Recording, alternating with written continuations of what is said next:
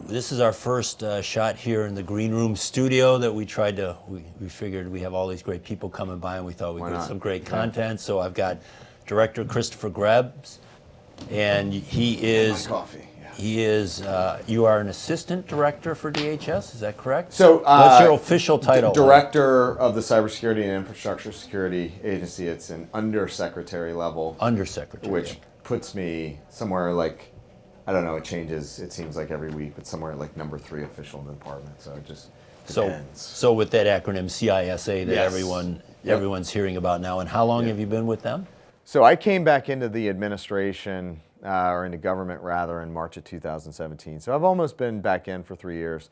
Started off as an advisor to Secretary John Kelly for a few months, and then he went up to the White House as chief of staff, and then I went down and then took over as the acting official in charge of CISA's predecessor organization, the National Protection Programs Directorate. So since about August of 17. Okay. Yeah. And obviously ICS falls under, is a big part of what you do. I think I've seen you have 3 or 4 priorities, and it's one of those 4. And we're glad that you woke up early this morning, flew down here. You're heading right back to DC, but I'm sure the people were really happy to hear from you. What was your main message? If you were going to say, you were talking to all the people in the room, but now maybe more people see this video, what was your main message for the ICS audience in terms of what DHS can do and what DHS is asking for? Right. So the main message that we're pushing out right now is that our role is to facilitate integrated, coordinated activity between government and industry. So we sit in a unique space where I'm not a regulator, I'm not a law enforcement agency. My role is basically as risk advisor to the country, to our critical infrastructure owner operators. So to be able to do that effectively, I need to understand what help folks need. So what we want to be able to do is set up that central point of engagement with government. So if you need to go work with us, if you need to go work with Department of Energy or DOD or the intelligence community, we can bring that all together, understand what you need, and then help marshal resources. And so the thing that I want to minimize to the greatest extent possible is an organization that gets hit up by 15 different federal government agencies. So bring it all together, figure out how to up-level security across the control systems community. So who then in the government would be the big megaphone? So if someone, let's say, and I know there's a number of things you could do in ICS, so, and I even mentioned a couple of them in my little mini keynote there, but for example, we learned in Ukraine 2015 that people can upload rogue firmware and brick devices. We've seen in a lot of these incidents that spear phishing and then single factor authentication is the way they get into these control systems. Who or what department or what organization would be the ones that would pick something that was viewed as important and with the big megaphone saying, you need to do this critical infrastructure? As opposed to obviously there's 50 things you could do, but they say, this is the 1 or 2 things we want you to do, and give that message so that the asset owner or the vendor said at the executive level, if I don't do this, they're saying I'm doing it, then we're going to look bad because we're not meeting this critical thing. So I think the key distinction that you made there at the end was that you need to do this, and it's really important. There are a whole bunch of organizations that have really deep knowledge of adversary techniques, and that's intelligence-based, but so does industry.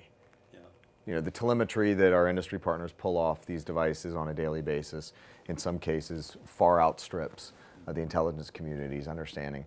But that alone, that threat side alone, isn't enough. And so we are hoping to be that player, that big megaphone, about really distilling down where the risk is and the handful of really key things that someone can do. But you made a good point that it's not about do these 20 or 30 things and you're going to be squared away.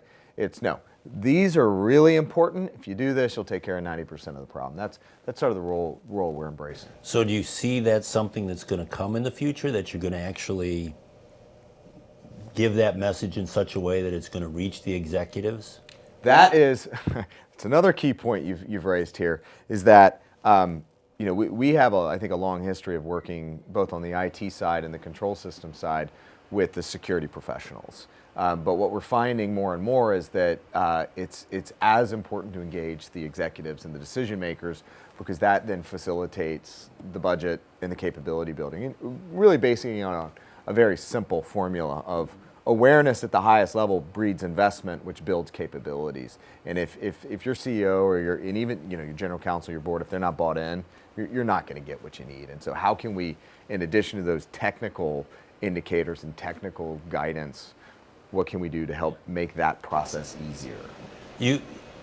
You have in the government, you've gone through various iterations. I've been doing this since 2000, so I've seen a lot of reorgs in that. But since DHS has been in existence, you have really had this big megaphone. I can think of many cases where the industry has been saying something, and then DHS says it, and all of a sudden, it's, oh wow, yeah, I didn't know that, and the industry is like, we've been telling you this.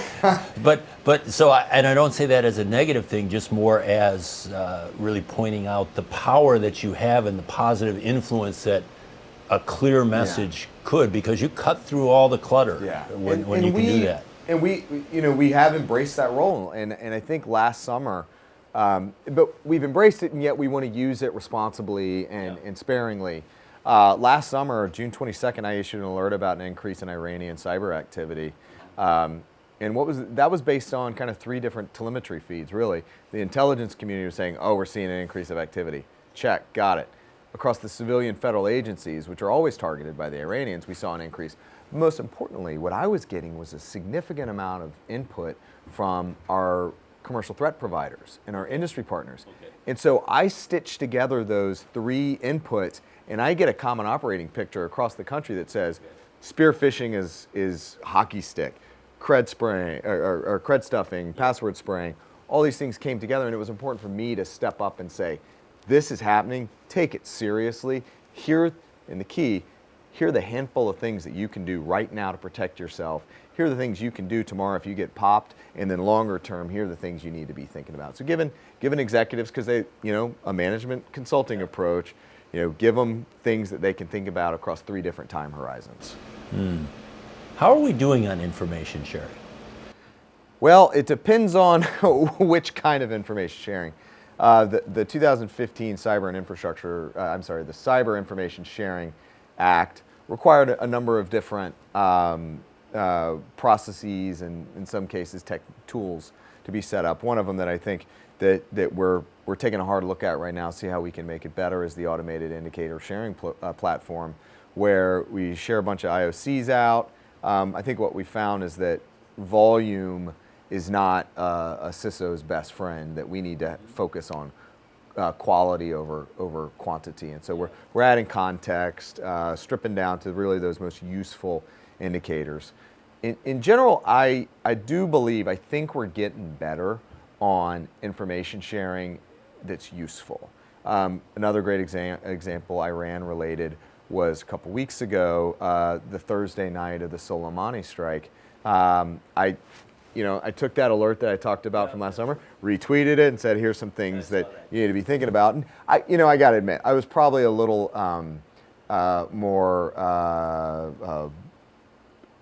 probably should have been a little bit more serious in the way I was tweeting about it, saying it's time to brush up on Iranian TTPs, because I think everybody knows if they were going to strike immediately, they would have to take advantage of access they already had.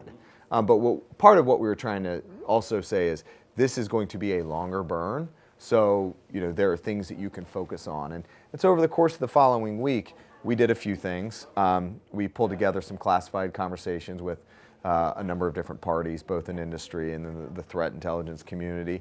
We held a bunch of calls, and again, one of the things that we're trying to balance is that the haves, the big banks that spend a lot of money, and the big energy companies, right. But that's a very small slice of American critical infrastructure. So how do we get it out to those have-nots? And so we pulled together calls on Friday, the following Tuesday, and the following Friday, with about 45 minutes notice, I think, or so, maybe a little bit more. On Friday, we had 1,700 connections. Following Tuesday, we had 5,900 connections. Friday, when the thing had already de-escalated, we were at 5,400 connections. So shows me that people want to hear us. Sure. And I think that we have an advantage over our partners in the federal interagency, is that we can convene, for one. We have the ability to reach out and engage a very broad community very quickly.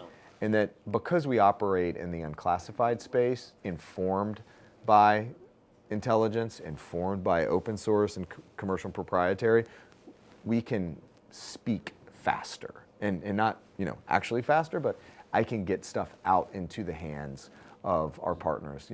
People are really trying to get their handle on, because not everybody has geopolitical risk consulting companies that are whispering in the ear of the CEO, telling, here's how you need to think about escalation theory and parity and all that. We can do a bit of that and provide that insight to state and local governments who are concerned about, while they've been freaking out about ransomware, now they're like, oh, I got one more thing I need to worry about. Yeah, and how is it working with I don't know if you can even answer this question very candidly, but I'll ask it anyways. How is it working with the other government organizations? Right. So you mentioned there were 15 or 16 that you kind of coordinate with. Right. Some of those would be the ones that would identify incidents, right? They might not come to DHS.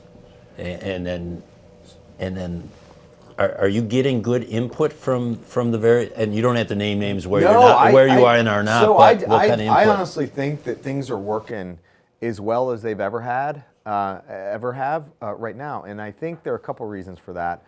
What I always point back to is that the 2016 election interference by the Russians was a galvanizing moment across the federal cybersecurity community.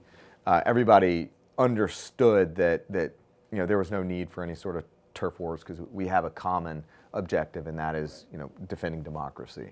And so the 2018 elections, we all worked together better on that issue than any other single issue that I'm aware of. And going up to 2020, same thing. The federal government on the election security issue has common vision and purpose. There's no daylight between our respective objectives. And NSA, for me, is a crucial partner in Ann Neuberger and standing up the cybersecurity directorate over at NSA. I've been working with her now for close to 3 years, and just a true partner that shares information, works, we have cross-embedded teams and all that good stuff. So would those organizations report out to theirs? So let's say there's an attack on a certain sector. Mm-hmm. Would the sector-specific agency be the ones that would be contacting the people and dealing with that, or would that come through you and then you would deal with those? So on a victim notification perspective, so that's usually an FBI, DHS, CISA engagement that we then can bring in the sector-specific agency if it is energy or treasury or whatever. But keep in mind that my team, I'm the sector-specific agency for I think 8 sectors, including critical manufacturing and chemical, which are, in your community, the industrial control system community, that's where you see a lot of it. And then the Department of Homeland Security, TSA, has responsibility for surface transportation, aviation. Again, these are control system heavy environments. So for us, it is about sharing information effectively, appropriate information sharing to make sure that, the network defenders can do what they need to do. Yeah. And it's never going to be perfect, but as long as the trend line is in the right direction, right. I think it's going to be good. And control systems is an interesting one. As a member of my team has said, the sameness of the infrastructure far outstrips any uniqueness at the edge. You've got a handful of control systems manufacturers, a handful of integrators, and it's really important that you've got a center of gravity within the federal government rather than 15 or 16 of them. So we're trying to play that role, and we bring our partners in so that we can share. We don't need to be competing over resources. I think to the extent that we can pull it all together and then, again, enable effective industry defense, then that's the outcome we want. Well, maybe the last thing we can touch on, and I haven't been in a few years, but I think I'm going to go to the one in Salt Lake City. Mm-hmm.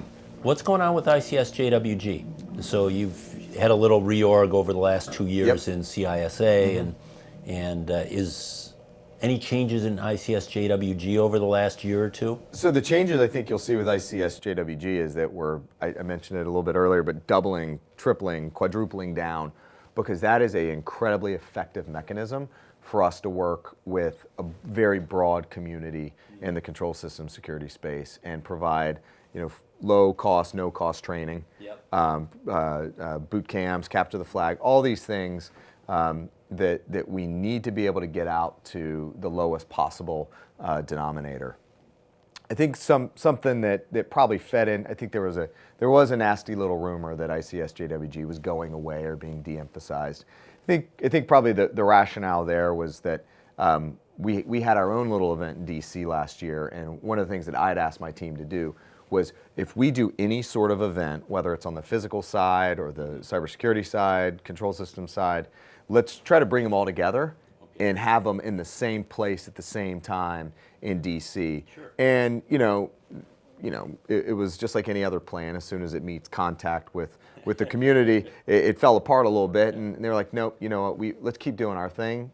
I in my keynote a little bit earlier, I quoted General Mattis, who was then quoting General Washington about his leadership philosophy, and it's listen, learn, help, lead. I listened and heard that one, and so we're like, you know what, we'll keep the ICSJWG track as it is, but really emphasize that engagement is the way that we can all get together and again help kind of lift the baseline. It's been a success story that surprised me a little bit. I think a little bit before you came, they started holding these events semi-annually, and in, let's say, not necessarily places you would want to go to.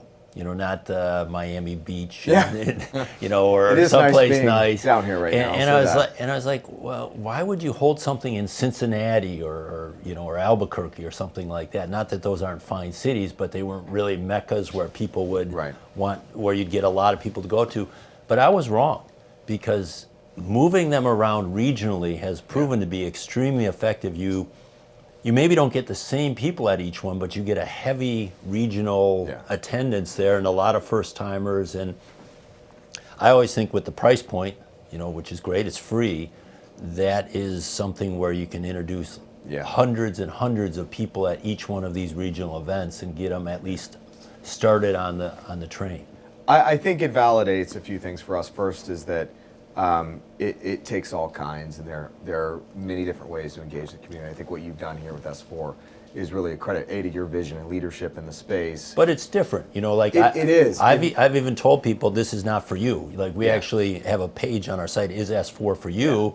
And I think on there I say, if you're just learning, if you want the basics, if you want the good practices, if you want the lessons learned, go to ICSJWG or a couple other events. And it shows you that the community is not monolithic, and so we need to be able to engage. Exactly. And so for us, the other thing it's validated is that this distributed engagement model. So as we move ICSJWG around the country, it helps us think, okay, what's next? Because I've really challenged the team, don't settle on what's working now. How do we advance it? What's the next thing? So we've got a distributed model like FEMA where we have 10 regions. And so what I want to have is a national asset capability where I can project ICS security capabilities from DC, but I also want to build it up regionally so that I can have steady state engagement at the local level through my regions. And that includes taking some of these skids that we've developed under our Control Environment Lab resource and put those out on a steady state basis in the regions, and then put them on the back of a big truck and then drive them around. And to me, that's an appropriate role for the federal government, is to get at those, particularly the state and local and the municipal resource folks that are resource challenged. How do we help build that up? And it shouldn't be too much of a heavy lift. And we're in those conversations right now with Congress on what this looks like. Well, I think it might be a heavy lift. I think it's a great idea, but it reminds me a little bit of FBI InfraGard. And I was involved in it very early, and they were kind of trying to do the same thing, not so much on ICS, but we'll make this local, we'll develop this, and it certainly can be done, but it's not a small effort. It is not a small effort. It takes commitment, and that's what we're finding, is that there is a community that needs our help, that wants to work with us, and so how do we best address their requirements. And for us, it's all about listening to demand signal. And right now, the things that we're doing, like the training that we do in Idaho Falls, the 101 and the 301 training, and we're building 401 and above, what does that look like downrange, down the line? If you have time, I had one more question for you. I got all day. It was kind of interesting as you're talking about that. One of the things I always wonder is, how do you're talking about state and local, and I'm sure the government has a list of the 100 most important critical infrastructure from an impact consequence standpoint. Yep.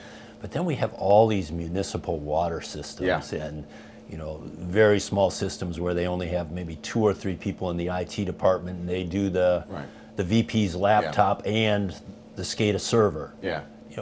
Do you have any plan? And I don't know the solution, but do you have any plans to help these ones that maybe are not resourced to deal with this threat? So you've addressed a couple issues. One is like part of our ICS initiative. The fourth pillar is understanding where the risk is. And so we've redefined the way we work to understand where risk is. Historically, it's been 16 sectors, and then you'll inevitably get the question of, well, what sector is more important? I was like, well, honestly, there are elements of the water sector that are more important than the financial services sector. You can't take a sector-based, organization-based approach. You've got to take a functional approach. So we've adopted a functional approach that really thinks about the services that underpin national security, economic security, public health, and safety. So we're working through that risk registry process right now.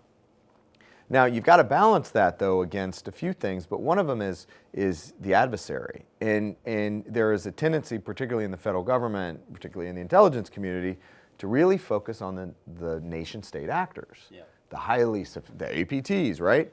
But at the same time, you know what's whacking state and locals right now, and the private sector, they're just not telling us? Ransomware. And this is the sort of thing that if you've got a fetish for nation states, you don't want to do this other stuff, and yet the ransomware stuff is what the average American is going to see and feel on a daily basis. I mean, New Orleans, Pensacola, Atlanta, 23 counties in Texas, 7 parishes in Louisiana, Colorado Department of Transportation, Baltimore twice. People can't pay their bills for months, and then all of a sudden it's due, and you've got a couple $1,000 water bill or whatever it is. These are the things that we've really got to put more focus on. So we are prioritizing the ransomware piece, but also working with the Congress from a policy perspective of whether it's technology debt or whatever.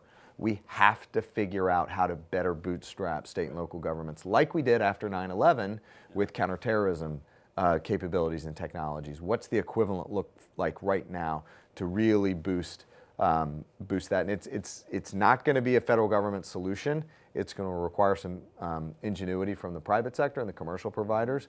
See what shared services look like, but doing it in a way that takes advantage, I think, of the security consolidation that's happening out there in the IT security space. So you've hit on, honestly, the things that keep me up at night right here.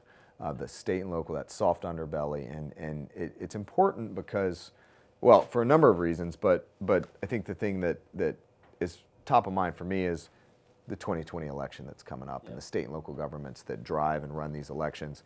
And we are really working through some threat modeling to, what would it look like if a voter registration database got locked up by ransomware. So it's not, this is one of those things where it's not about 100% security. It's about resilience. Yeah, there's a lot of talk in media and on Twitter and all that about the voting machines, but the more network centralized risk resides within the voter registration databases. So putting a couple initiatives together to help work with state and locals there. So it's a hard problem. I actually have some experience with that because I was a precinct. Okay. I was in charge of a precinct voting in Broward County in 2002, the election after the Chads, when they brought in the first voting machines. You had the DRE, yeah. And the technology was such, and all the people that had been doing it for years had no idea how to do it, and there was no way to bring up the machines in time. But even now they've gotten better, but I still don't think the people are used to working with these systems, so it's a hard challenge. I think you'll appreciate this, but one of the things that we keep pushing right now is in whether it's IT security, control system security, logging and auditability is key. Yep. If you can't roll it back and look at what happened over a period of time, with some of these DREs, with the removable media and that's it, no paper receipt, Yep. you don't have that confidence of auditability. So for us right now, the number one priority running up to 2020 is getting a capability for auditing within, which is historically or generally a paper record of some sort. Yeah, I think just to circle back to ICS to end, you mentioned ransomware. Mm-hmm. One of the nice things about ICS is we have almost a crystal ball. We can just look at what happened in IT and say in 3 to 5 years it's going to hit us. So recovery is a huge issue for us, and we haven't yet seen ransomware in a PLC. I was actually looking for a talk this year. I didn't see it, but I can imagine a case where they get onto the control system network, they load ransomware into all their Rockwell Automation or Siemens or GE devices, and say we can brick them. They'll brick in 24 hours if you don't. Yeah.